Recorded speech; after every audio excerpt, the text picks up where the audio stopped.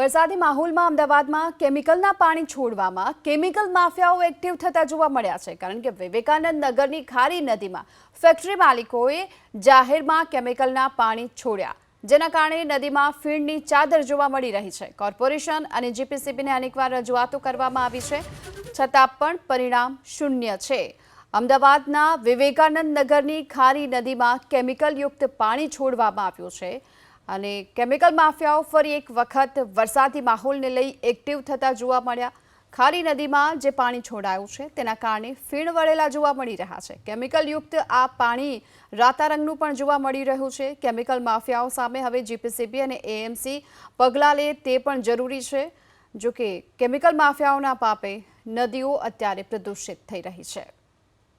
જે પણ ઇન્ડસ્ટ્રી દ્વારા એકમ દ્વારા આ પ્રકારની પ્રવૃત્તિ કરવામાં આવશે તો તેને ચોક્કસ ક્લોઝર પણ આપવામાં આવશે। જીપીસીબી સાથે સંકલન કરી જીપીસીબીના માર્ગદર્શન પ્રમાણે ખારી નદી હોય અથવા તો અન્ય કોઈ બીજી નદીની અંદર ફેક્ટરીઓ દ્વારા જો આ પ્રકારનું પાણી છોડવામાં આવશે તો એના ઉપર ચોક્કસ કાર્યવાહી કરવામાં આવશે અને ક્લોઝર નોટિસ સુધીની પણ કાર્યવાહી કરવામાં આવશે। જે પણ ફેક્ટરી આ પ્રકારના કેમિકલ દ્વારા પાણી નદીની અંદર છોડે તો ભૂતકાળની અંદર અને હમણાં પણ આ કાર્યવાહી ચાલુ છે, એના ઉપર ક્લોઝરની કાર્યવાહી કરવામાં આવી છે, જેથી એ પાણી નદીની અંદર આવે નહીં અને કડકમાં કડક પગલાં આગામી સમયગાળા દરમિયાન પણ લેવામાં આવશે।